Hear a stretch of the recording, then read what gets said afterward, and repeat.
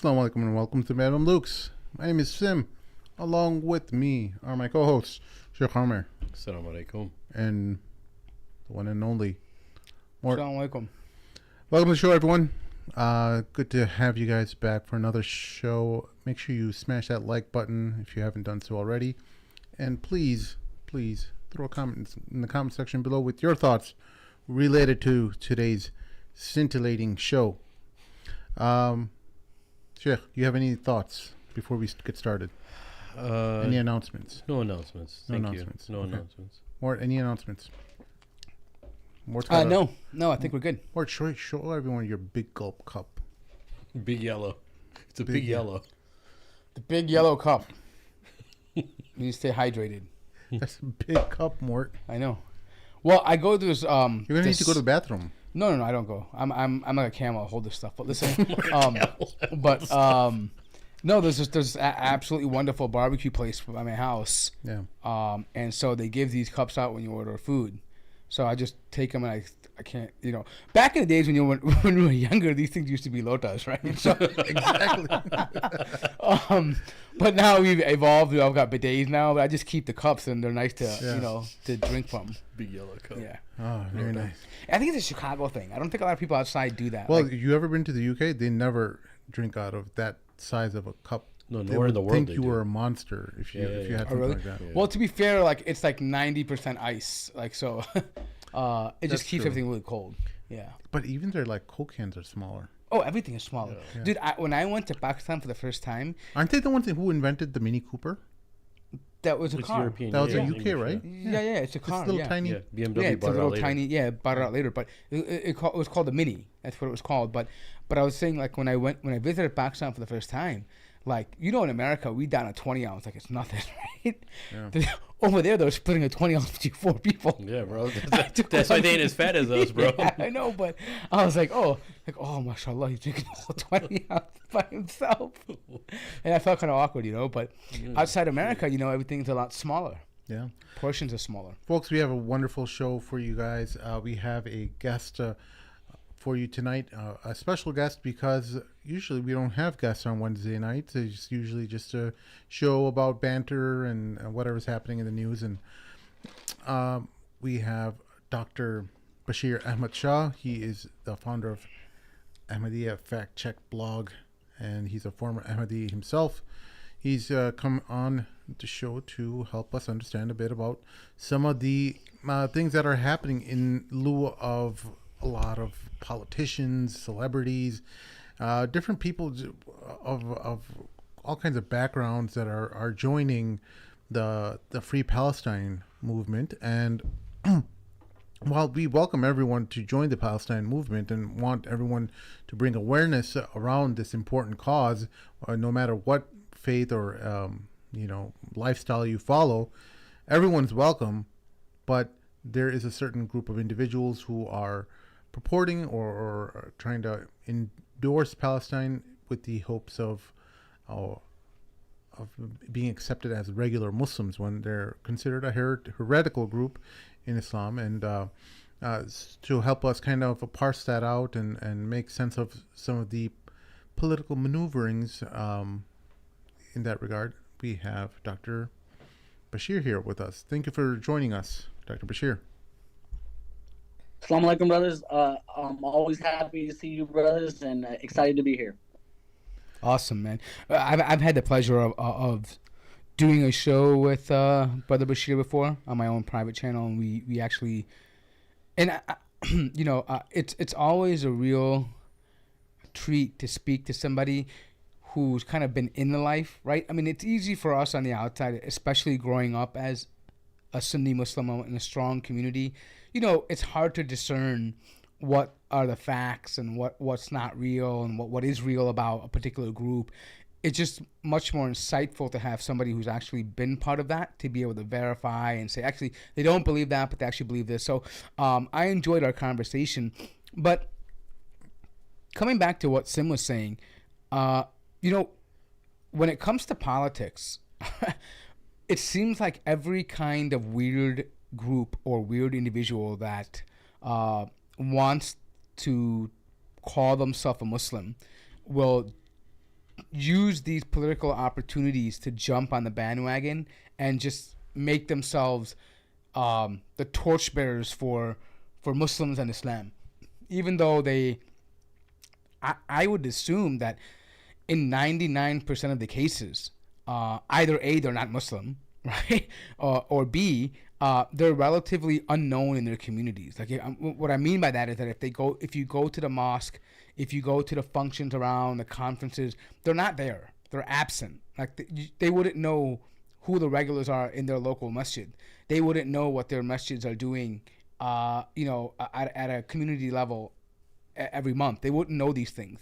But it seems they pop up like that whack-a-mole game, right? When it's political season, they just pop up, right? You just gotta whack them out, right? Like, nope, you know what I mean? Like, and that's the kind of vibe I think we're getting. And on that, I think we brought you on because it seems that our audience may not be aware, but it seems that this is a regular trend for the people that call themselves Ahmadis. Can you maybe talk about being an ex-Ahmadi? Is that something that they, I don't know, I don't want to use the word teach, but is it something they encourage when speaking to their crowds? Like, do they try to encourage them to try to infiltrate or blend in or to entrench themselves among the Muslim community, especially during these times? Yeah, brother, and totally. And the name I'm gonna throw out is Zafrullah Khan. If you guys have ever heard of a guy named Zafrullah Khan, you can Google him. A lot of information is gonna come up. It started during British colonialism. The British wanted Ahmadis to represent Islam, and they kept putting them in leadership situations to where they would be in charge and leading. And then after World War II ended, the trend continued in not just in Pakistan, in newly formed Pakistan, but also in America and in the UK. And in America, the Ahmadiyya movement created another splinter sect, the Moorish Science Temple, the Nation of Islam. All these people were misled by Ahmadiyya. Wait, hold on. I'm sorry to interrupt you. You said the Moorish Temple Science was influenced by the Ahmadiyya? Yes, sir. Absolutely, no doubt. I did not know that. They also believe that Jesus died in India. Allah. Can you just explain what that temple is? Because a lot of people don't know the origins of some of these modern day movements. And just to be clear, that is the Noble Drew Ali, right? They talk about that's the Noble, one. Yes, sir. Okay, so go ahead. Yeah, yes, please sir. Explain that. Yeah. So the Moorish Science Temple was started in the late 1920s as Ahmadiyya missionaries were allowed into America. The British vouched for them. They let them in, and they began teaching African Americans that Jesus died in India, and this is Islam. Islam is Jesus died in India, Mirza Ghulam Ahmad, etc., etc. Well, they started to have a problem with it when all the money is getting sent to India, and they're like, what? Why is all this happening? We need to create our own situation. So that's Noble Drew Ali, the Moorish Science Temple, and there was another one called the Temple of Allah. That's where Farad Wallace and Elijah Poole came out of. Yeah. So all of these splinter sects. So they're looking to influence Muslims or change Islam and present it in a different way. And I mean, it took the African American community 60, 70 years to correct themselves. And I think W.D. Muhammad, and when they first went Sunni, they still believed that Isa alayhi salam had died. So there were still these sort of issues. So there's some type of political arm of the British and now the West and NATO. In fact, even in Indonesia, they were sent into Indonesia in the 1920s, and which was a Dutch colony. So even the Dutch were using them, and the Dutch they allowed them into like Suriname. So if you go to Suriname, there's some Ahmadiyya temples there. However, the French weren't, so they never liked the Ahmadiyya movement. So that's visible. The Germans didn't like them either, but they were allowed into Germany. In fact, the first mosque, well, it's not a mosque, it's a temple, but what people thought was a mosque in Germany was an Ahmadiyya temple. And the same thing in London. The first mosque in London was an Ahmadiyya temple.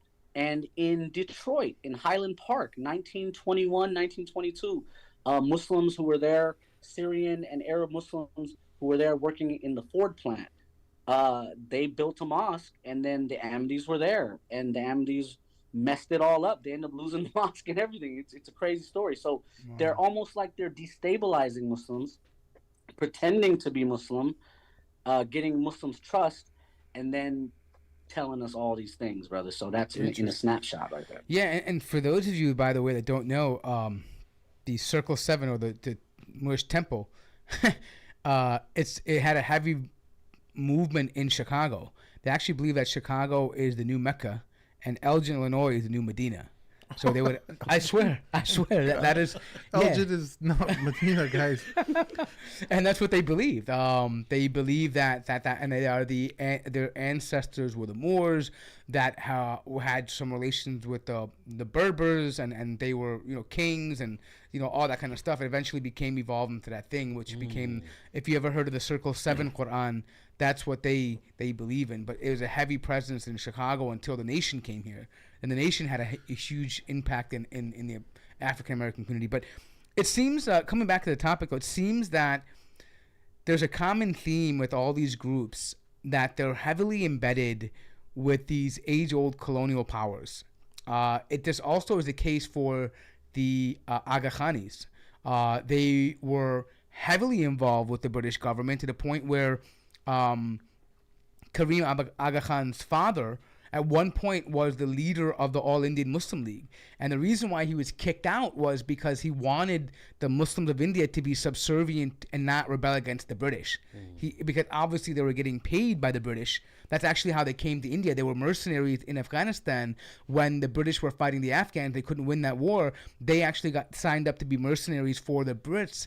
And then when they lost that war, they got transferred over to a British colony, which was India, right? And so they were very close. And so it seems to be like this pattern that when you have these offshoot groups, or they always have some kind of funding and association with governments. And the interesting thing is that this is also a common thing that we see among Sunnis, certain Sunnis that have that pushing certain views about normalization and the idea of the Abraham Accords and things like this. If you notice, they're very close to rulers who have a entirely different mindset than the average Muslim. So this is something I noticed is very common among them. But one thing I wanted to talk about a little bit too as well, maybe, and I wanted to give it back to you so you can speak more about this, is what do they teach about getting politically active among like groups like the Ahmediyya? Like, is that something that they aspire to do? Are they trying to change Muslims by being elected and claiming representation? Are they trying to influence non-Muslims? Like, what is the overall objective here? Yeah, and you nailed it. All you got to do is look around. Who is the prosecutor for the International Court of Justice right now? It's an Ahmadi guy named Karim Khan. Pull this up. How coincidental is this? This was the guy who issued a warrant for Putin's arrest, I think, in Ukraine. He's the main guy, and he's the main guy who's helping support this genocide. And guess what? He's an Ahmadi, and his brother is a gay Ahmadi named Imran Ahmad Khan, who went to jail recently. He was also a politician. And so Karim Khan and his brother, they didn't get elected in the UK. In the UK, they don't do a democracy the way we do democracy. It's the weirdest thing to me. Like, in America, we vote for the local districts, right? And every state can do whatever it wants. If a state opposes the president, you can oppose the president. And just, you might lose funding, but you can oppose the president. In the UK, it's not like that. They appoint. It's the same thing in Pakistan. As you know, Pakistan is only 5 states. So whoever wins the general election for president or prime minister, they appoint a governor for each state. Well, that's a corrupt system, because if that's your own guy, he's going to say yes to everything that you got to say. So anyhow, Karim Khan is their main guy. They got another guy named Lord Tariq. Tariq Nazir? Is that his name? Or I think Tariq Nazir, right? The Lord. He's one of the first lords that were in British Parliament, right? I think you're talking. I don't remember his last name. Yeah, I'll look it up. Yeah, go ahead. Yeah. Yeah, if you can pull that up again. Another appointed position, and so they're not getting elected because Muslims aren't going to vote for them. You know, so in America, we haven't seen it yet, even though they're trying really hard right now. There's a guy in Texas and there's a guy in Chicago, as you know, but there's another guy in Texas. I found another guy in California. So all of a sudden, there's this push to go get elected, but they're having trouble. But in the UK, there's no trouble because they get appointed. Same thing in Pakistan. Um, Brother, what kind of Muslim government has the defense minister Zakadiani? Well, what kind of Muslim government is that? So that's the one that they gave us. You know. Right. The person's name is Lord Tariq Ahmad, or Baron Ahmad of Wimbledon. Defense minister in Pakistan, or who? He was appointed. So he was appointed Minister of State for the Middle East and North Africa and South Asia, Commonwealth and United Nations, and at the Foreign Commonwealth and Development Office. Yeah. But yes, I mean, it seems odd that these individuals are, especially when it's very difficult for Muslims themselves to have representation, that of the main body of Muslims, you're finding that there are Ahmadis that are in charge of representing Muslims, even though the vast majority of Muslims, no matter how little knowledge they have, can clearly discern that these are not Muslims. Like there's no question about whether they are Muslims or not Muslims, right? They look at them as apostates and people who are in an entirely different religion. And the interesting thing is that the State Department and politicians are not ignorant of that. They're very well aware, just like they're aware of the Shia and Sunni divide. They're very much aware that these are not mainstream Muslims. And I think the reason why they prefer to have them and put those people in power is because minorities are willing to do anything to be accepted and to be safeguarded. Yep. And so they can do their bidding for them. We've had issues going back to the 90s, where we've had Ahmadis that have briefed congressional hearings and have addressed Congress and have said things like majority of Sunni mosques in America are terrorist breeding grounds. They will be used by intelligence agencies to go undercover and try to entrap Muslims. So this has happened during the 9/11 era, during the Patriot Act. They would plant themselves in Muslim communities. Oftentimes, many of them are Pakistani or South Asian. And so it's very easy to plant yourself into a community and, begin talking crazy and trying to entrap young people. Because, at the surface level, they're indistinguishable from the average Sunni South Asian who would go to a masjid. But they've done these kind of things, and they also create these, and I would believe that a lot of these Ahmadi groups in America receive a good portion of CVE funding. And that's a big source of income for them. And they do it, think about it. If they don't push out there saying that, we're peaceful, but majority of the Sunnis are violent, how would they be able to make a push for CVE funding, and what would their importance be to the government if they couldn't push that narrative? And I believe that's what they do. Yeah. Any questions, Sheikh? No, I think the cozying up of the minority is always, they have to go above and beyond. In this case, it would be the Ahmadis. With any government, the interesting thing is that in the Middle East, there is no Ahmadi stronghold. The only, I think, masjid or stronghold representation they have is in Haifa, right? Which is clear on their and all their documentation is in Israel. That's the only group that's willing to house them and willing to let them propagate out of all of the Middle Eastern countries. That's very interesting because I believe that there was an early group of Ahmadi that went to the Holy Land. I think it's the early 1900s. There's some mausoleum there, right, for one of theirs. And these people are willing to go fight for the IDF. Like they are the equivalent of like Druze, how the minorities there are willing to just go and do bend over backward. Can you talk about how the Ahmadis actually even got to Jerusalem? Yeah. So at the end of World War I, in the interwar period, which was 1920 to like 1937 or 38. The British took over. So remember, the British loves Ahmadiyya. So the British allowed Ahmadiyya into their colonies in West Africa, in East Africa. Wherever there's a British colony, Ahmadiyya showed up in the 20s, in the 30s, right? They're taking them everywhere. They're like, these Muslims won't listen. They won't work for us. They're doing their own thing. They're not cooperating. Teach them English and teach them that jihad is done. Don't fight us. No Mahdi's coming. No one's coming to save you. It's over. Lay it down.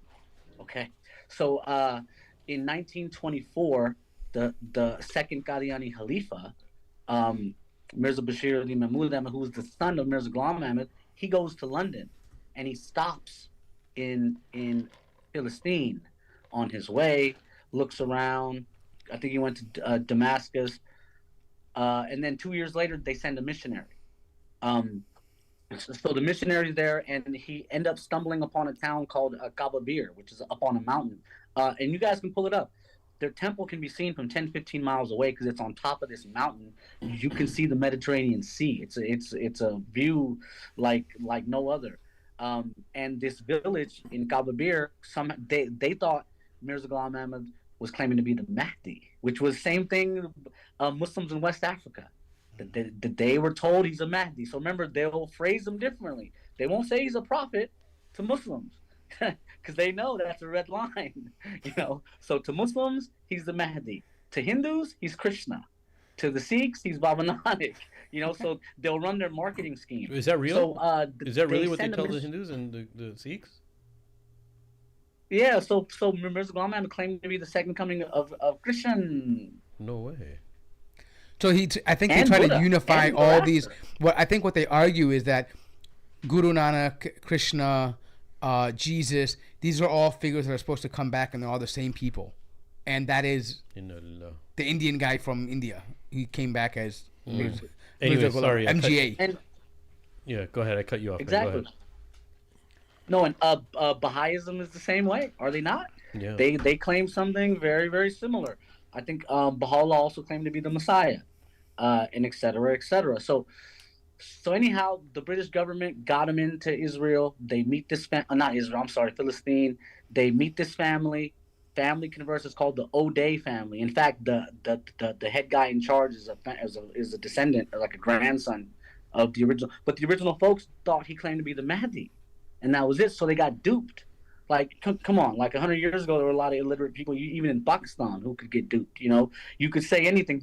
Just 20 years ago, you could tell a story that was totally false that people wouldn't know. Now everyone's checking it on their phone. But anyhow, that's how they got in. They got this family. They sent a missionary. And then 1947 happened. They sort of fell apart. They couldn't send missionaries from Pakistan, so they sent missionaries from India. Because the Israelis wouldn't give Pakistani people visas. They're not going to give anyone. And that goes back because during the Arab-Israeli War, the Pakistanis shot down Israeli airplanes. Yeah, so they cut that tie real quick. Visas. Yeah, that makes sense. And okay, so that's how they got started there. But there is there's no holy significance of an area over there, right, or anything like that. Like there's no sacred ground for them over there. Not really. But they do. But don't they enjoy a special privilege that they tell everyone that, hey, look, Israel or Palestine is the only place where we actually get to practice our religion freely in the Middle East? Isn't that something like that? Well, yeah, about Israel. So it's crazy. This is a crazy story. In Philistine, they say that they're persecuted. Can you imagine any group of people that say in the West Bank they're persecuted? Like what? So these Qadiani Ahmadis, their marriages have went to Sharia courts. Maybe some guy married an Ahmadi girl he didn't know, and now he's stuck. So in Philistine, they're claiming persecution. In Israel, they're claiming that they're having a ball. They got full religious freedom and all that. That's a lot like the Druze and other people. Like, again, like these people that are fringe among the Muslims. What they are upset at, and this is one thing I wanted to highlight, These groups are a lot like when we talk about the LGBTQ and things like this, right? They are demanding not tolerance, they're demanding acceptance and allyship.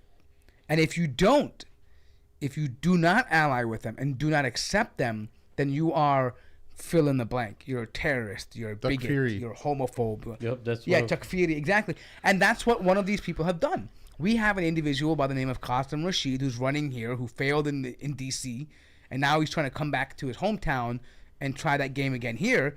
But he oftentimes tweeted things like, if you want to know who's really a terrorist, ask him if Ahmadis are Muslims. Yeah, if you want to know an imam, Yeah. if an imam is takfiri or ask not, him what yeah. he thinks if Ahmadis are Muslims. If he says the Ahmadis are not Muslims, then he's a takfiri. Takfiri equals terrorist. Yes. Right. And that's the whole cozying up thing that I was referring to. It's a historical thing. It's not just a coincidence that he's come now. He knows that he has a certain type of pull, and he's going to be given certain types of favors because he's willing to do what the average Muslim is not going to do in order to make his sell out. Yeah, to make his understanding of what he thinks is. And I think deep down, a lot of these guys, they know they're not really Muslim.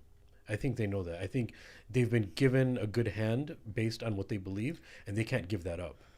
I mean, yeah, I would say that these groups are more of like country clubs. Yeah. Right? When you become a member, you're a lifelong member. It's like blood in, blood out. Right? But when you're in there, you enjoy certain privileges. Yes, you have to pay money, but you have this vast network of people, access to resources, just political power that you wouldn't normally have.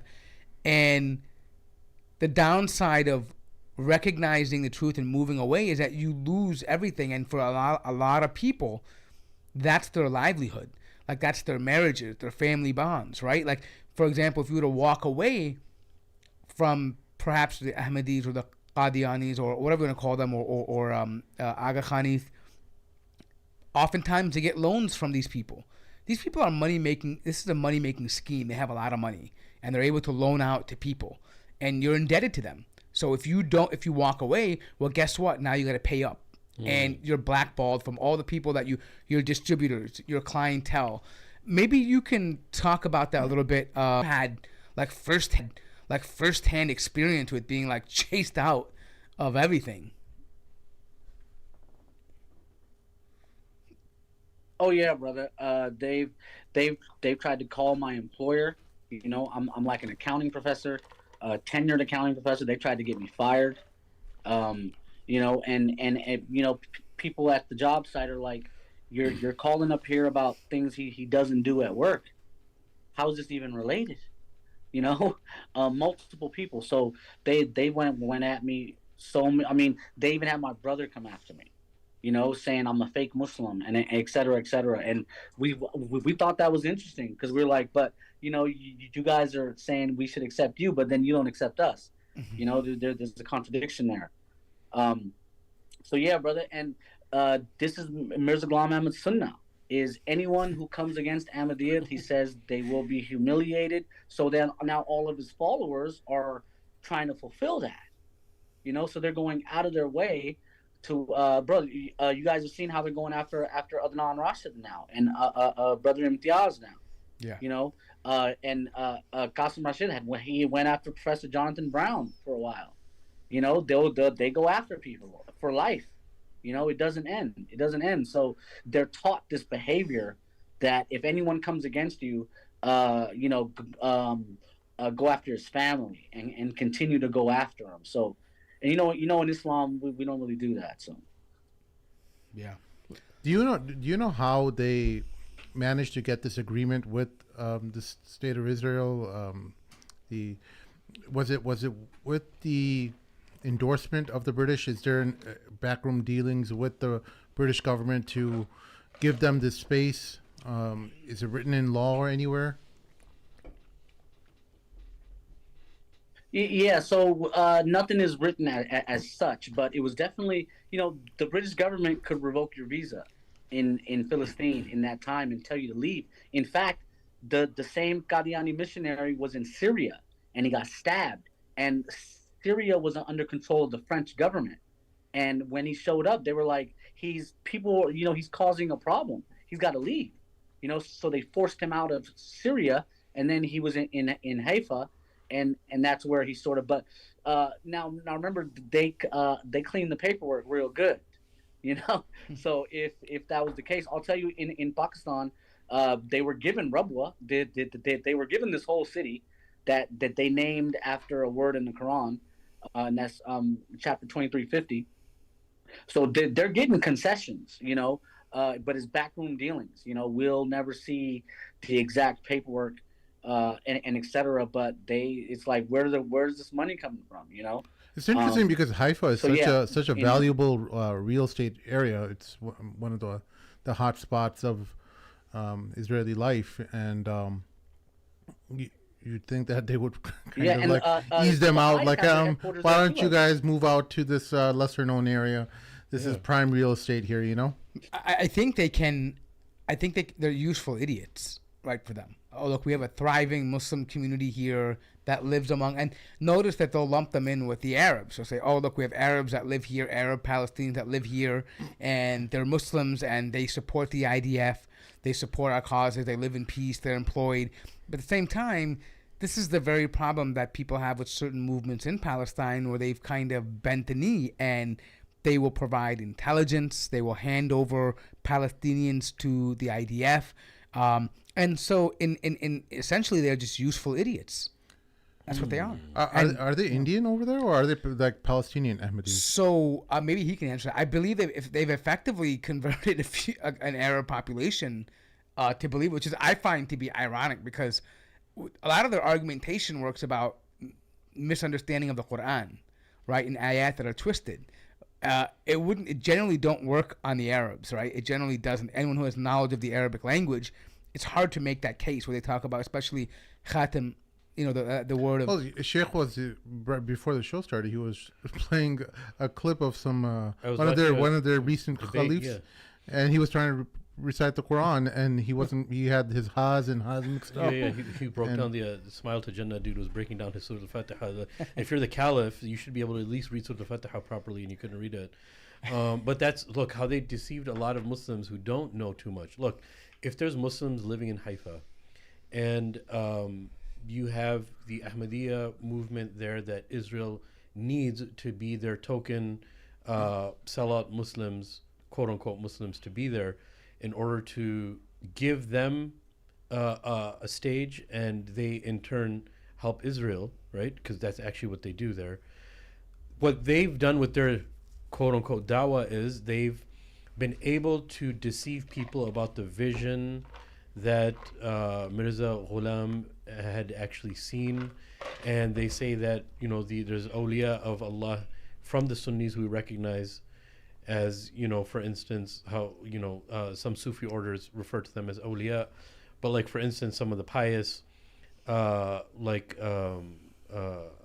Junaid al-Baghdadi and some of these people that they've seen visions and they've propagated those visions. So he had the same vision, and he referred to himself as God in those visions, the same way that some of the guys who did from Wahdatul Wujud, I can't remember some of their names, but they say, look, the pious have seen visions, and God allowed them to refer to them as God.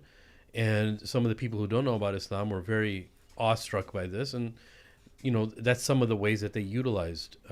And Brother Bashir, maybe you can chime in on this if you like, but that was my understanding of quote unquote their dawah, because they didn't have anybody to stick their arguments to Tawheed strictly and not go and refer to other people's karamat, and because that's what they used.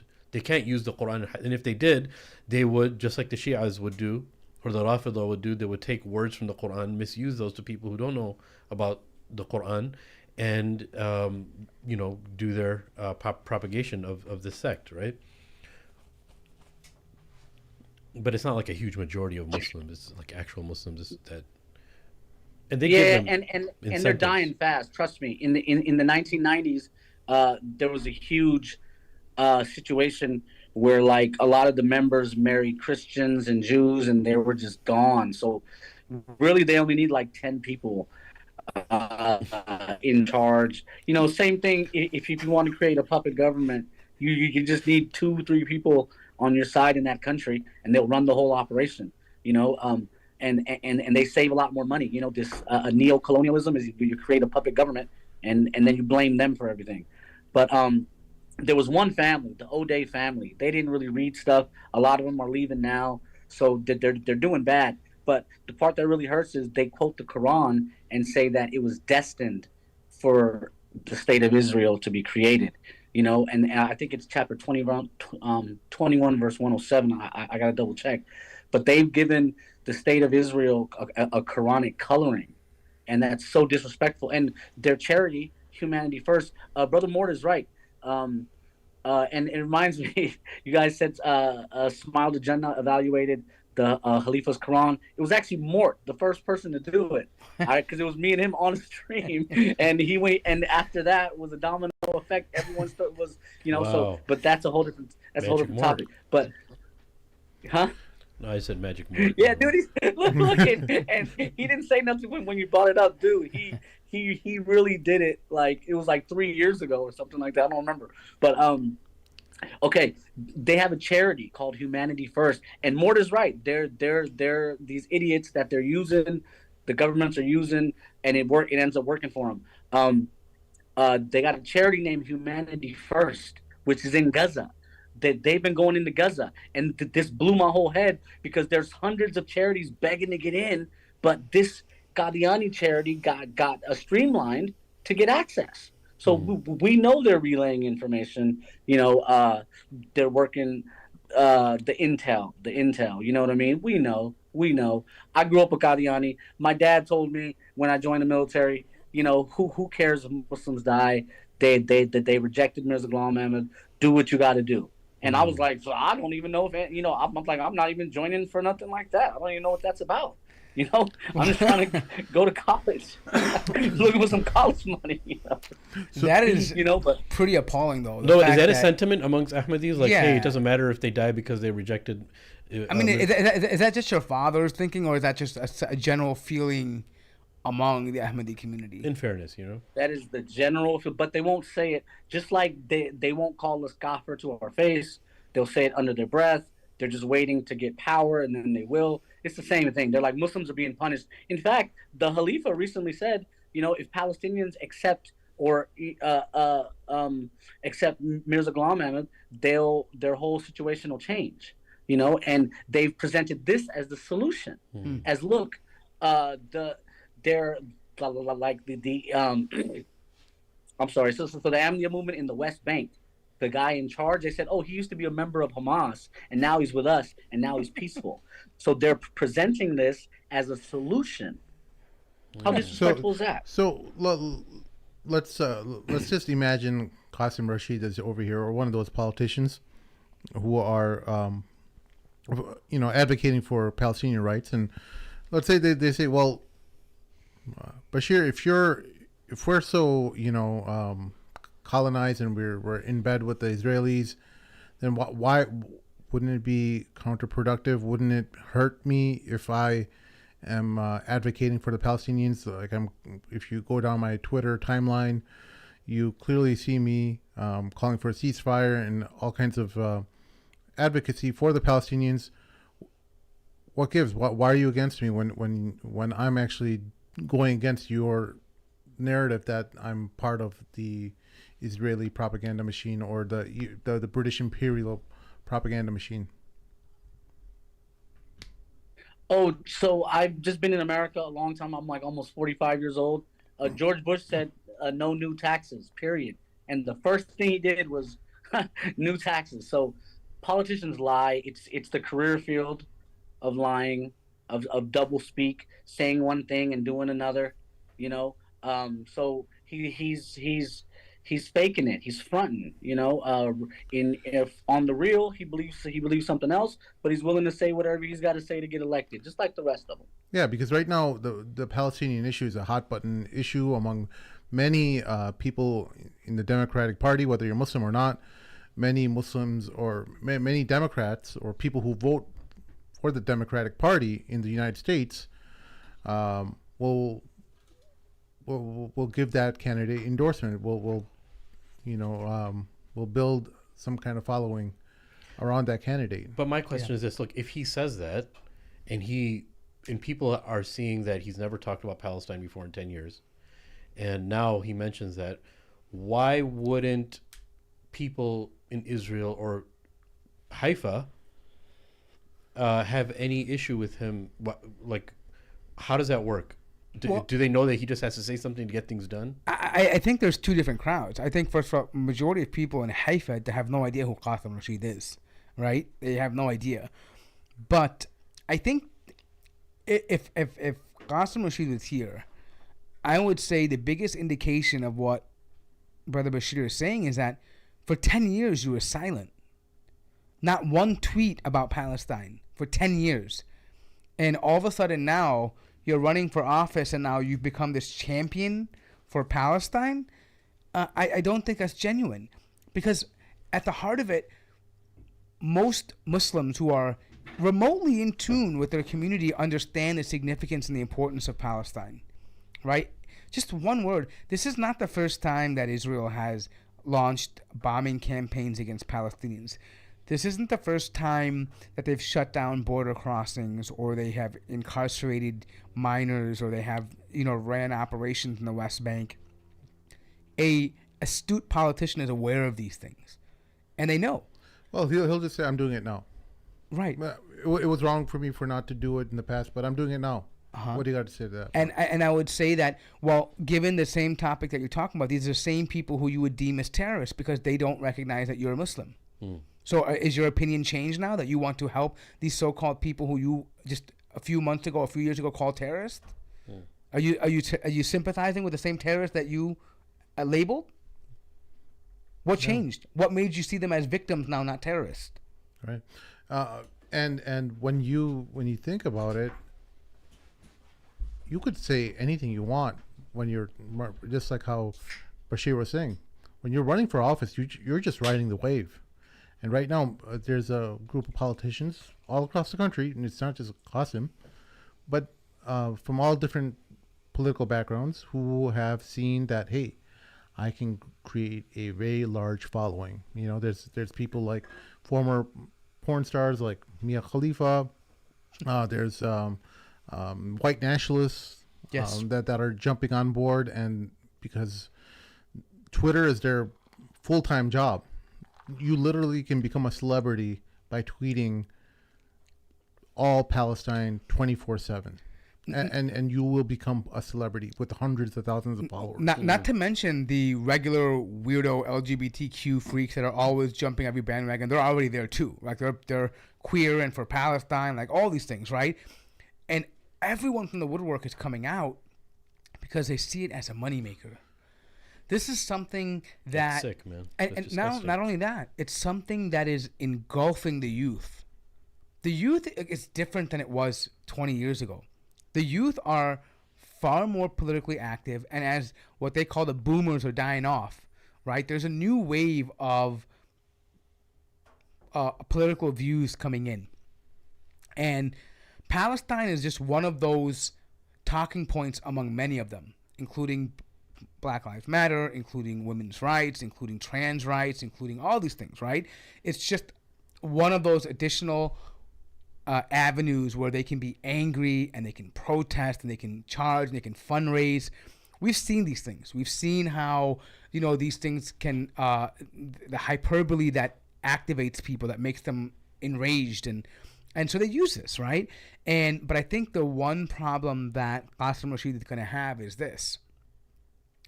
Is that Muslims right now, I feel, just don't really care about either political party. They're tired of the politics. And I think Brother Bashir had mentioned earlier, saying, you know what, I don't think I'm going to vote this year. And I really believe that's a big sentiment among many people, not just Muslims. They're tired of the Democrat game. They're tired of the Republican games. They're tired of business as usual. And right now what you're doing, people at Qasim Rashid are doing, are displaying that same behavior that Muslims and a lot of other minorities are tired of.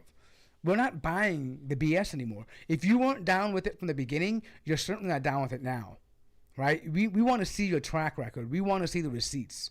There are people who have been doing this for 20, 30 years. Even we've had, for example, brother comes on, Ahmad. He comes on and he talks about this. Yeah. He says there's random people on TikTok blowing up. Where were they 10, 15 years ago? Where were they 3-4 months ago? He talks about how they were just, comparing kanafa and they were doing stuff like this, right? So now you found a way to get more likes and you found a way to, bring more attention to yourself. And now they're jumping on the bandwagon and it's just insincere. It's a plastic world we live in where people are just doing things, putting out content because you gain a large following based off of that. There's even among regular Sunni celebrity Muslims where there are certain things you say, certain dog whistles you give out to groups of Muslims who feel disenfranchised. They don't feel like they're part of the dialogue, and all of a sudden you build a following based off of that. And then you keep sending out those whistles. Even let's say you're criticizing a certain scholar, right? My philosophy was that once you criticize someone and they change their ways, there's no, you don't take the victory lap. Not in some other people's mind. They want to keep badgering, because they built a following off of that. So everything is based on that. And this is exactly what the world we live in is, just based on checking the wind, putting your finger in the air and seeing where the wind is blowing and go in that direction and then build a following based off of that. And so let me ask you about that, though. I want to not push back, but ask, at what point do we know that someone genuinely changed their opinion or they're just feeling social media pressure? Just to maintain relevance, they're doing the necessary motions and saying, I retract that, or I shouldn't have done that in hindsight, or how do we know that's genuine? I think you don't base it off of what they're doing now. You look back at it in a couple of years, and that's the unfortunate thing is that after they've built the following. Let's just take a guy like Sam Harris. We don't have to refute Sam Harris. Not everyone knows how evil he is. He certainly put out a whole lot of dog whistles, building his audience based on anti-Muslim rhetoric and talking about nuking Muslims and stuff. So dropping a nuclear bomb on Muslims. So he built a huge following based on these people. Now what he did was he started shifting towards the center, talking about how we should. Trump is the greater evil. We need to make sure that Biden gets elected. All these pro-vaccine related comments that he put out, and so you see the shift where he said, what, I'm big enough now, I can say what I want, and I've already built this audience. And so what if I lose some of the crazies? It doesn't matter. But back when it was cool to talk about how Islamophobia is being exaggerated, and it was getting exaggerated to a certain extent, but he used certain language where he's just talking about how Muslims are a problem, or Islam in general is a problem, and that there's something violent and dangerous about it. So, but now he doesn't have to talk about that anymore. Do you see how that shift? So he's a fraud now, because he what he started off with is no longer something he talks about anymore, because it takes him away from more or access to larger audiences, because he's trying to reposition himself to be more mainstream. Yeah, and simply more to your question, if somebody gained a following based on a track record and they actually changed, an honest person would just be like, hey, you know what? In the past, this is what I said. And I was completely incorrect about that. I don't care what the ramifications are. I don't care if I lose fans. I don't care if I lose a following. This is the truth. I try to seek the truth, and this is what it is. Rather, I know people who, went to some of Qasim Rashid's seminars that he had here in his gatherings, and they would ask him questions about the tweets that he mentioned about Sunnis and about mainstream true Islam. And he wouldn't actually answer the question. He would say, well, Ahmadis are persecuted in Muslim countries and Pakistan. He would just talk about the persecution. He wouldn't actually talk about those. That's telling me somebody's literally just tiptoeing around, not wanting to answer because they can't, because they still have a belief, right? Yeah. I mean, I think these are... Oh, sorry. Go ahead. No, go ahead. one of the markers, at least I see from celebrities online, Muslim or otherwise, when I see them admitting to their mistakes, I'm like, okay, there's some level of sincerity with this person. Yes, sir. Even if you're a celebrity, like, hey, you know what, I held these views, this is wrong. I don't, and you, even if you are like Sam Harris, you built your following on hatred of Islam and building this fear on Muslims, you come back and you say, hey, you know what, some of the stuff that I talked about was wrong, was bigoted, etc. You know, I'll end up like, well, okay, let's see what you have to offer now. Yeah. You know, I think, I mean, I don't know the right or wrong answer, but for me personally, I think I take some of what you guys say to the approach, but also I think that if you're willing, if you built a career off of demonizing and humiliating people, because it was cool, especially like how it is with Muslims or anybody, right? Black people, whatever it is, right? I believe a sign of sincerity is putting your neck on the line to reverse that. Meaning that, are you willing to suffer financially? Are you willing to lose popularity? Are you willing to lose a larger platform to correct the wrong that you did? Right? You're a truth seeker. Yeah. Right. that girl, Mia Khalifa. Yeah. She. I would welcome her, even despite all the horrible things she did. You know, being part of the Palestinian movement. But what you did, you never owned up to all the disgusting things you did with, you know, sexualizing hijab and Muslim women. And what you never owned up to that and admitted your fault. And interesting enough, rather than owning up to it, it was convenient for her to blame men. To say that, oh, men manipulated me and made me feel self-conscious, and I was hell-bent on getting... People in Muslim countries were watching me. They were my biggest audience. Yeah. That's the kind of stuff. And not only that, she was saying even how she got into the field. For those of you that don't know, Mia Khalifa is an adult film star who blew up because she presented herself to be a Muslim in hijab who was engaging in these kind of things, right? It was a production that did it. But she says that the reason why she got into porn in the first place was because she was insecure about her body, and men would comment at her, and she was attracted to attention, and men knew that, and they took advantage of her. So basically, she was saying that she had no control over getting into pornography, rather than feeling like taking accountability and saying, hey, you know what, I made bad choices. I chose to knowingly damage the reputation and hurt a group of people that I'm familiar with because I'm from Lebanon. I should know better. Rather than taking accountability, it was that, hey, somebody else pressured me or coerced me into doing this, and not directly but indirectly because of how it made me feel, right? So these are things that some are talking about. Like, I don't see that to be genuine. Like, sure, you can talk about Palestine all you want to. I just don't think it's genuine, right? If you are unwilling to look at your own mistakes and say, hey, look, this is where I messed up. This is where I contributed to the problem. Right? I could, because people use that, you know, that whole, I don't know if you know this, but Muslims were outraged when that happened, and her whole thing was like, oh, look, the Muslims want to kill me now, and I'm in danger, and they're so savage, right? You fed that narrative that these people are like they're animals, they're uncivilized, they have no reason to be mad, they're always just mad, they're against the freedom of women, and so you spent your time crafting that narrative, defending, in order just to defend that lewd and disgusting act that you were doing, and now all of a sudden you care about humanity. Now all of a sudden you're a champion of human rights. I mean, and these are the things that we talk about. So back to the example I was mentioning, if she was sincere, I would like to see her take accountability and say, listen, I did porn, I messed up, I used people, I defamed them, I humiliated them for my own benefit, and I take full responsibility for that. I don't blame anybody for that. It's my fault. I did that for selfish reasons, and I apologize. And I want to advocate for anybody out there who's doing this to stop. You know, this is not representative of Islam or Muslims or majority of Muslim women. And I'm working to take down videos. Exactly. Those videos, yeah. And so that's how I feel about it, right? I believe there needs, in summary, there needs to be action to prove that you're sincere. That's how I feel.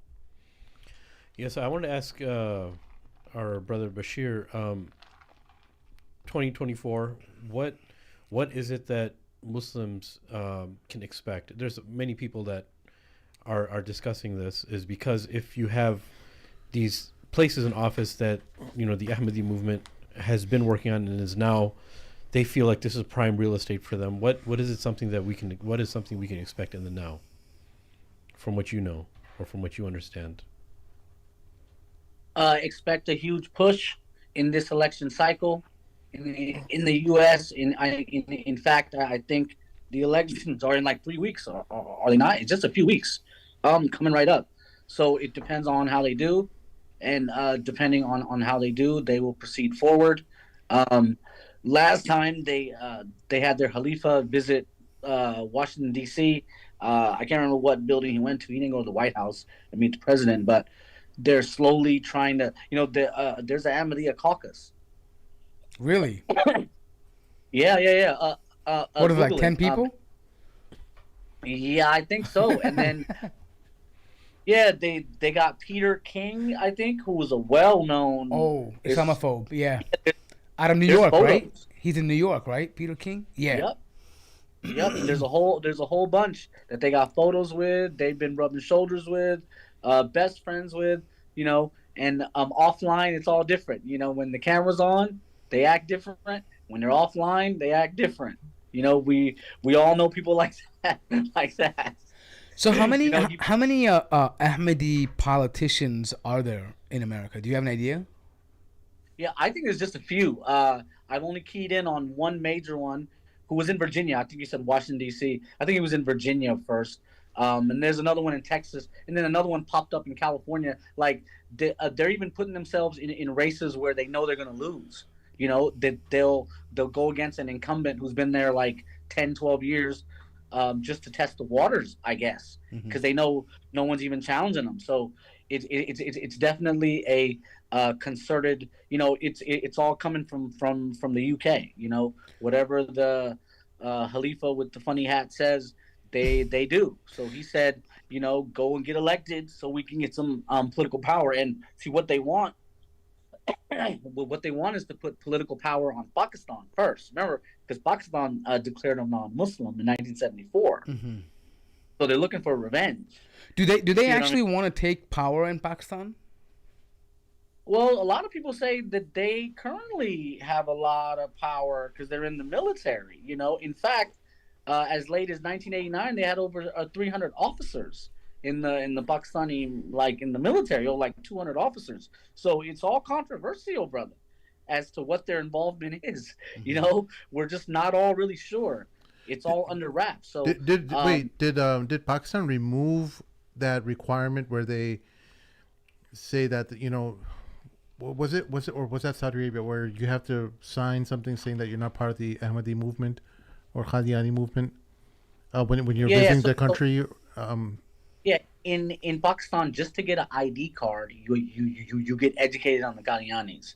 So is that still in place? That's still in place. The ID card, passport, and to vote, I think. Actually, I don't think it's to vote, but it's the passport and the ID card. Meaning, in order to qualify for one, you have to denounce them. Right.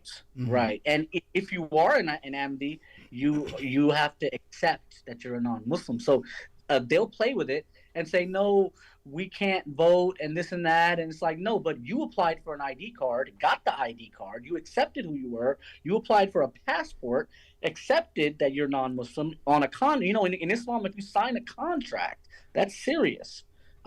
So you did it twice, but then you claimed asylum, and now you're in Germany or something like that. So that's the political thing. And there was something going on with OPEC in the 1970s, and I think OPEC cut oil to America. I think it was before all of us, but King Faisal banned Ahmadis from coming to Hajj in like 1974.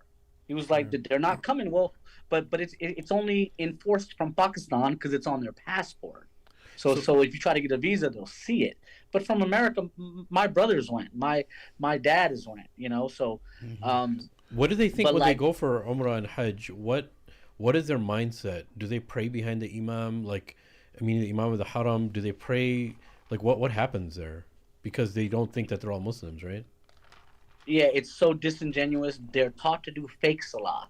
Now, I've never done fake salat, where I just stand there and I'm not doing it. I'm doing something else. So they go back to their tent or their hotel and they reread salat again. Do they in actually order pray? Pardon my ignorance, but do they actually pray the way Muslims pray, like the way Sunnis pray, or what do they do? Yeah, so they follow the Hanafi madhab, and Okay. that's they fold the arms. Okay, got But it. whatever like the Hanafi madhab, as you know, for salat, it differs from the Maliki madhab. So do they have like madrasas where they memorize the Quran and all that kind of stuff too, or do they kind of go into some madrasas and? Yeah, I never met a Hafiz, but they said that one of the grandsons of Mirza Ghulam is a Hafiz, but that's like me saying, "Oh yeah, my son's a Hafiz." Oh, really? Okay. Who tested him? The guy that works for me. Oh, okay. So, yeah, I was gonna say. I mean, just hearing that, like, isn't that like the definition of nifaq? Like pretending outwardly to be Muslim. Yeah, and that's why they say that we do takfir of them. They're doing takfir of. They're going to the haram, and they're doing takfir of the Muslims there, and they redo their. That's literally nifaq. You're right. Yeah, just acting like you're Muslim, but you're not. Just to be clear for the audience, nifaq means hypocrisy, right? Yeah. And in belief. So they outwardly projecting to be Muslim, meaning we're going to pray behind you, we're going to be your brothers in public, but then internally they don't feel that they are the same, and they go back to their privacy and they go and pray. But look, see the interesting thing about minority groups, especially let's just talk about Muslims themselves. Imagine the mindset of these people now. They're going to the land of Mecca and Medina for Umrah and Hajj. In their mindset, they're the true Muslims, and all the millions of people around them are not actually Muslims. So imagine the type of mission that they're on, that they feel that we're the only few, selected few, and we know what's right, and them going there with their children, and they're all on this mission together. It's political. It's in my mind, sometimes I see it more political than religious, right? But that must be a crazy place to be mentally, where you're going to the haram and everyone around you is not Muslim, and you're the only Muslims there. Maybe you're like 10 or 15 altogether. Let's say every Hajj, out of the millions of people, there's maybe like 20 Ahmadis there. Would that be correct? Fine, let's make it generous and say 100, right? Let's say there's 100 out of a million, and they're going back to their hotels and praying in their tents and praying the real prayer. I mean, that's crazy to me. It is. Being a former Qadiani or Ahmadi, I don't know what word to use appropriate or what word's appropriate. They what at least from every type of sect that I've learned of in Islam, they seem like them and maybe Nation of Islam seem like the most easiest to refute.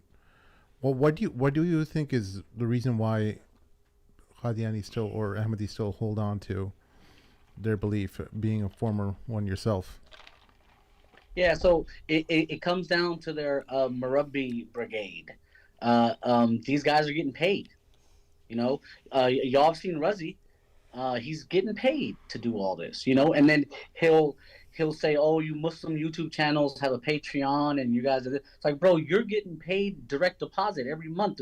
The direct deposit drops on the first, and then you're criticizing other people for having monetized YouTube channels. It's just ridiculous. So it's these group of Murabbis who are doing all the damage, and in fact, in America, that's who it was. It was Mufti Muhammad Sadiq, Maulvi Muhammadin, and Muhammad Yusuf Khan, who were going to African Americans, telling them Jesus died in India.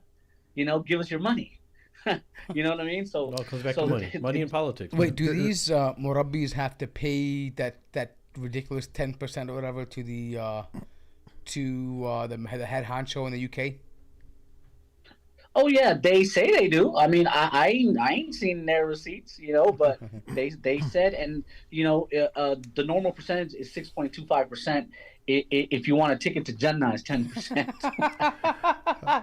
What a great way to get money, bro. Hey, you want to go to Jannah? Give me 10% of your money, bro. Wow. This kind of reminds me of there was an early Catholic movement where they would sell, if you go to the church, your donation would buy you a piece of paradise. So there's a funny story because one of the deviants comes over there and he goes to the local cardinal there, and Sim's gonna love this. He goes, "Hey, how much you want for hellfire?" And the guy was like, why would you want anything? I just know it's so cheap, whatever. You'll take it for whatever small amount, right? So he buys all the hellfire, Real right? estate. And then what he does is he goes and he opens his own church. And he goes, whoever gives me money will never go to the hellfire because I own it. What? And he basically Wow. just shuts it off, right? And like he says, I have control of it now because I own it, right? So no one can go in there. But this is what it reminds me of, right? That here these people are, as the Quran mentions, right? They're changing the Quran and it's the deen for a meager price, for something so small. They're changing their religion for. And I was just gonna mention, it's interesting though. You know the largest quote unquote masjid, they call it, in the UK is that Ahmadi Center. It's in the middle of like in prime real estate in the middle of London. Really? Like I think it's by like Canary Wharf, like by like right in the middle of the financial. Like they have, it's like one of the largest ones there. I think it is the Yeah, largest. it's called in the UK. Battle for Thu. It's called yeah, Yeah, Battle for Thu, and it cost them like 30 million pounds or something like that. You know, one of the things related to them was that you always hear that how, at least from people who adhere to their faith, how huge they are. And when you find out, there's someone who actually did a breakdown of this on Twitter. I'm just going to switch the screen over here. Excuse me. In 2022, Ahmadiyya Jamaat in Canada had a revenue of $30 million. It spent $111,000 on actual charity, which is 0.3%.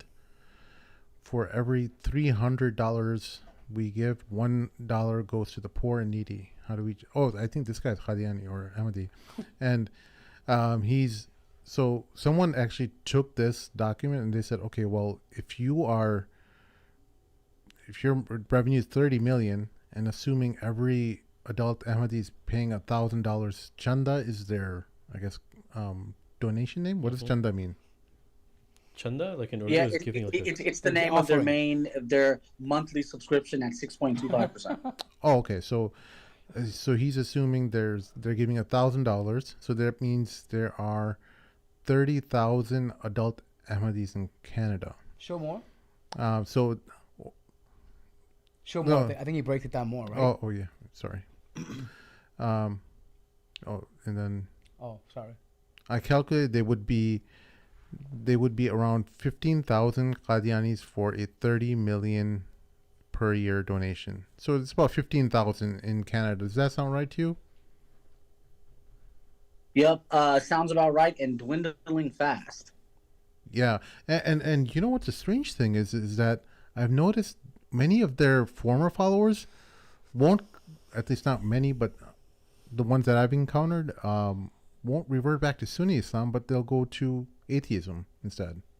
Have you seen something like that, Bashir? Well, like Christianity.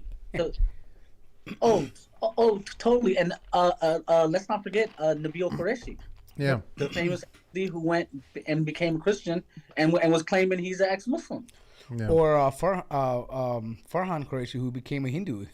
Are they brothers? No, but they might. This will leave you confused, brother. The long-term damage is going to last forever.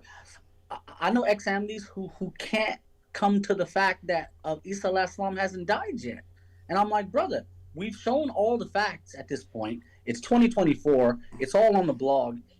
Even this financial analysis, I've written the analysis of them in UK and Canada, in Germany and in America. They don't have to publish a balance sheet, and that's ridiculous. That's absolute ridiculousness. That in America, these charities, even the Catholic Church, doesn't have to publish their balance sheet. Come on, we need to change that. But so yeah, this is the scam that they're running, and it's so interesting.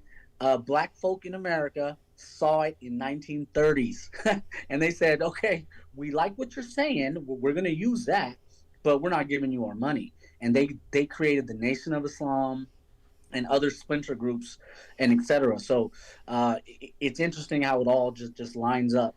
Yeah. Do you guys have anything to wrap up with? No, I'm good, man. No, I think I just want to just give a key, I think, takeaway from this is that do not let people jump the bandwagon and emotionally manipulate you into thinking that they are sincerely working for your cause. Yeah. That's the main reason why we wanted to do this. Whether it be people like Qasim Rashid or whoever it may be in your local town, whether they be Ahmedi or not, right? People should not be able to emotionally manipulate you and lie to your face and exploit a serious and dear cause to the Muslims for the sake of just trying to win you over. We need to be smarter. We need to be calculated. We have to know that at the end of the day, these people are trying to get your vote to work in a non-Muslim system that does not benefit you. Yeah. They're not going to change anything for you. The system is designed, even if they were to represent Muslims or whatever it was, right? The system is not designed for you to be, to represent Muslims. We are people that are concerned with issue-based items, right? Or issues, right? We want to... and we apply those to different issues. We don't side with a political party for partisanship. We don't align with a party. We align with our own values. And these people have time and time again demonstrated that they don't align with Muslim values. Many of them are, in fact, non-Muslims, pretending, masquerading as Muslims, only to try to get your vote and use you. Understand, we've had like people like Sami Hamdi. Whether you agree with voting or not is irrelevant here. The point is that if you believe you have an influence, don't let somebody take away your influence because they're claiming to be like you or because they've recently jumped the bandwagon.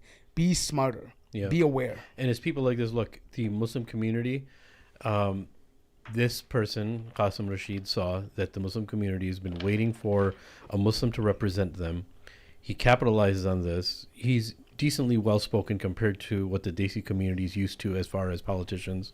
He's American educated. He's an attorney. He's a lawyer. I don't know if he still practices, but former lawyer, we'll say, or a lawyer. And he knows the right things to say to get Muslims going. He's pretty well-spoken compared to most other Desi candidates that were out there. So to them, especially the older generation of Muslims, like, wow, this is awesome. We have a Muslim guy, Muslim name, and he talks our language, but he speaks eloquently. This is exactly what we've needed. They've built confidence in a broken system, unfortunately, right? So that's kind of the wrestling match that was occurring between some of the Muslims in this community of like what to do and what not to do, right? There are people. I think like Candace Owens. I really welcome her endorsement of Palestine. I think there are people like Tucker Carlson who are actually doing, asking some of these important questions, like why is our government supporting this? It doesn't make sense. Yeah. Right. And I think these are really good, important people to actually engage with and tell them, like, because they have a lot to lose. They have millions and millions of dollars that are wrapped up in endorsing Zionism, and they're going to lose. You saw what happened to Elon Musk. Now he's just, just licking them. Yeah, he's a bootlicker now. He's a bootlicker. Oh, Apple publisher. Totally. He's on all fours right now. Yeah, I mean, totally. Whatever they did to him in Israel when he went to visit. Dude, they mentally molested that guy. Like he can't go to bed without thinking about the Jews now.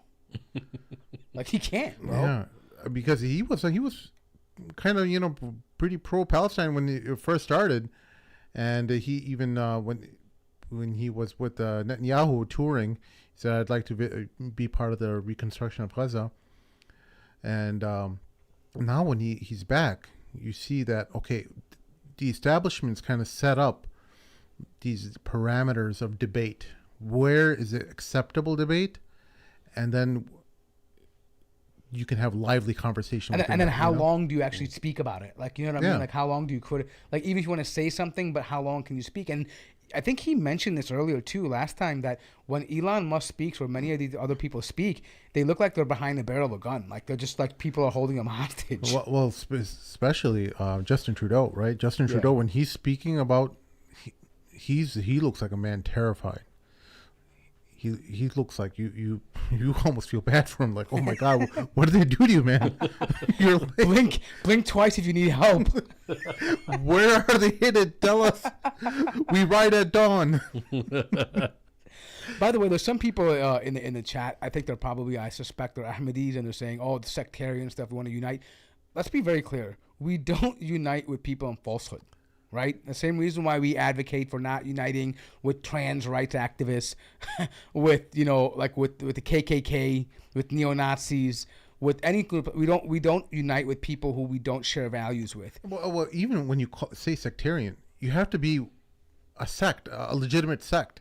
You're not a legitimate sect because you completely. It's like saying Muslims saying that we're a sect of Christianity. No, we're not. We follow a different prophet. But we believe in Jesus. But we believe in Jesus, right? And the Ahmadis believe in Prophet Muhammad, right? Yeah. So, but they believe in someone else afterwards, and we say no, there is no one afterwards. He's the seal of prophethood, and they refuse to come to terms with that, and that's why you're not a sect. You're perfectly entitled to believe what you want. Just don't identify yourself as Muslims because it causes confusion. Call yourself whatever you want, and identify yourself. You have full autonomy to be as human as every other human, and with that kind of self-dignity and self-respect. But when you call yourself an orange when you're an apple, it causes problems. Yeah, and I find it funny that the ones that are talking about non-sectarian views and stuff, they're the first people to stab you in the back when they get any kind of power. Exactly. They're the ones that want to take you down. Oh, like in our face, they want to talk about unity. But when they go back to people who are anti-Muslims, they'll say, these guys are radicals. It's impossible to negotiate. Takfiris. Yeah, they're takfiris. They're just jihadis. They're just, if they get power, they're going to do what, all these people did across the world. I mean, I've seen this happen all the time where they reference, they're going to conquer North Africa. They're going to treat enslaved black people. They're going to do all these kinds of things. They use the typical anti-Islamic tropes other people do, but yet in our face they want to have quote-unquote unity. Unity with what? Someone that insults our prophet, somebody that insults our ulama, someone that spits on our Quran and says this is something that's not real, and that yet somehow they know better. I'm sorry. These are the most essential things to Muslims, more dear to us than our families and our mothers and our wives and our children, and you want us to compromise on that for what? So you can smile on your face? I mean, what's the point? Let's say we unify with you guys and now we free Palestine. Don't you think we're going to have a conflict when you try to preach your nonsense there and we're going to tell you no? We're inevitably at odds with each other. We don't agree on what it is to be, what the truth is. We have the truth and you don't. And so we're not going to compromise on these issues. It's not like saying, hey guys, you like butter chicken and I like, keema.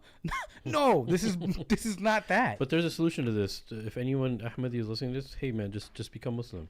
Just say La ilaha illallah Rasulullah. Just know that when it comes to Islam, the final messenger, and you're going to be from amongst us, man. Because I know you're trying really hard to be Muslim, but why not just take the real step and just say your shahada and become Muslim? And you're our brothers, man. This is not about hate, guys. These two know. One of my closest best friends growing up was Ahmadi. We were like brothers. We're like, just loved him to death. He's to this day, like he's no longer Ahmadi.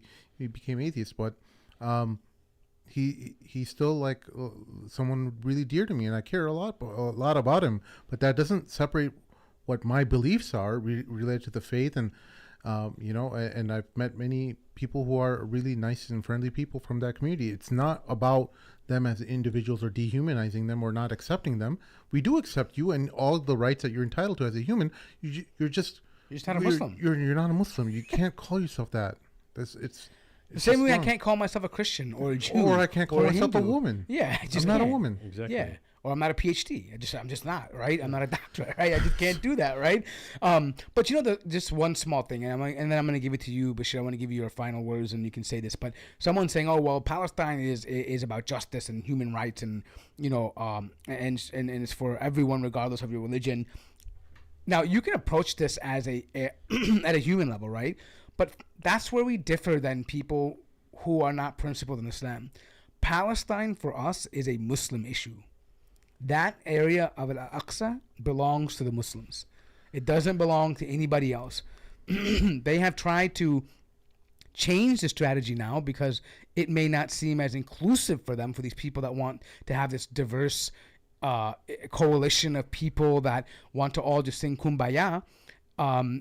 That's not our motive. Our motive is that we eventually want to free Palestine because that land belongs to the Muslims, and we want to see the flag of La ilaha illallah be dominant over that. That's what we want to see there. We don't want to see an LGBTQ flag next to a Islamic flag, next to a Christian flag. Like, this is not what we're trying to do. We're not building a coalition. Right? Now, does that mean that we don't want them to have rights there? Absolutely not. We want them to have rights. We want them to be treated like human beings. Anybody, regardless of their religion, color, race, gender, whatever it is. But what we're advocating for is that the land belongs to the Muslims. And we are the best people to take care of that land because we have a religion that gives us guidelines on how to deal with people equitably. Right? So we're best suited to run that land. It belongs to the Muslims as promised by Allah subhanahu wa ta'ala. So I'm not going to use this idea of, we can unite just to put out the fire.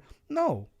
I'm not going to unite with the KKK just to be against like the LGBTQ. That's dumb of me. Yeah. Right? I mean, we're different. At some point, we are odd with each other. Right? So we are people who are, if you are a Muslim, then you should understand this. We talk about this a lot. We have our own unique platform. We have our own unique solution. Islam came to be radically disruptive to normal society. It came to challenge the views that you're trying to bring. Either you get on board with it or you step away from it. But there's no stepping in Islam. You can't have a half foot here and a half foot there. We're not perennialists and we're not, definitive, right? I mean, we can't be both. We have to be one or the other. And that's where we distinguish. We make that clear line right there. Brother Bashir, how do people get a hold of you? Final words, all that good stuff. Yes, sir. So how to get a hold of me is pretty easy. Ahmediyya Fact Check blog on all the channels. It's a lot of work, but subhanallah. Are you on Twitter? Yes, sir. Or as Ahmediyya Facts. And I'll just say, hey, the Baha'is went separate. These guys can do it too. The Baha'is don't claim to be Muslim, and they're doing fine. They're doing great, and they haven't had any issues with anyone. The Druze too, So at some point, the Ahmadiyya movement's gonna have to, but that's part of the neo-colonialism. They're forcing these people on us, and they want them to represent us. And that's so messed up. The Islamic community has been the most marginalized, persecuted community in the last 300 years.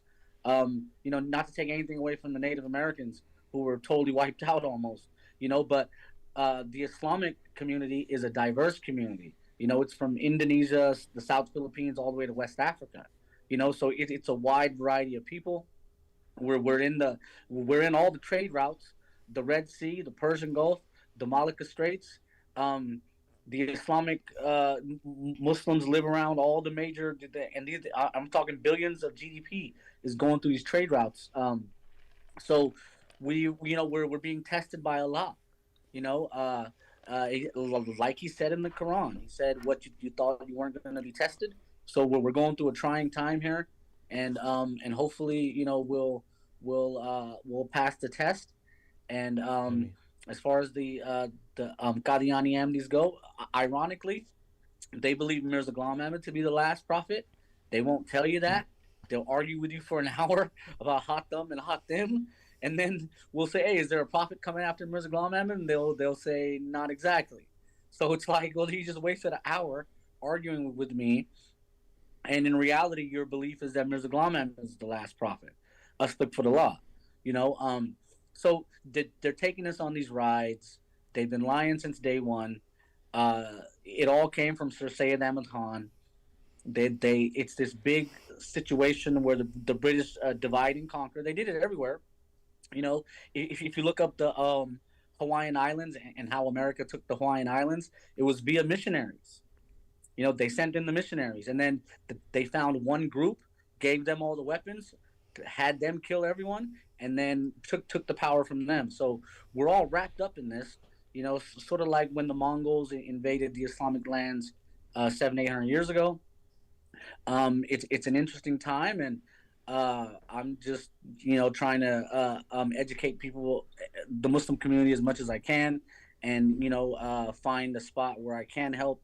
My specialty is only in Ahmediyya.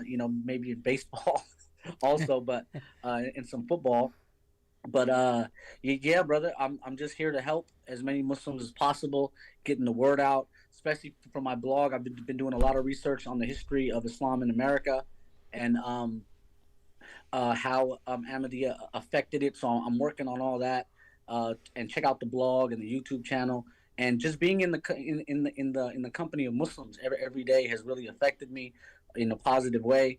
I go to the Brentwood Masjid in California. Sometimes, I go to any masjid I want. They're all Sunni masjids in my area. So, the Muslim community has been amazing, and I love the diversity more than anything. And there's no subscription. There's no monthly subscription at any masjid. Costs nothing. Never existed. Never existed. There's No an one ever argument to said- be made to implement one, though. Some of our communities are penny pinchers. Yeah, A bit yeah, miserly. yeah. Sometimes I feel Yep, like there should be a So membership that's the card. final word. And let's see who gets elected. It was all written by Allah, and we just got to live through it and fulfill the destiny that's already been written. So that's all I got, brothers. Awesome, my friend, Dr. Bashir. Thank you so much for your time and coming on our show and educating us about everything that's going on. Folks, please make sure you smash that like button. Throw a comment in the comment section below with your thoughts related to what's happening around the world and who you think is the weirdo that is following or is supporting Palestine that you kind of feel a little bit weird about. Can you just make a quick shout out for people who follow us on YouTube to also, if you're on TikTok, to subscribe to the TikTok handle, the Mad Mamluks. I think you just did. Yeah, You guys heard it. Yeah, just Morty Mort said it. Sim likes to put a oomph in it. Mine's kind of boring. Sim says a nice, eloquent way. Really? I'm the brash guy. At the Mad Mamluks on all of our Twitter handles or every social media handle. Thank you all so much for listening. Do we have a show Saturday? We do, I think. No, that's 17th, I think. No. Oh yeah, that's all right. We'll figure But something you out. never know. You never know. We might. We You never might. know. Yeah. All right. We'll see you guys next time. Thank you for listening. Assalamu alaikum. Assalamu alaikum.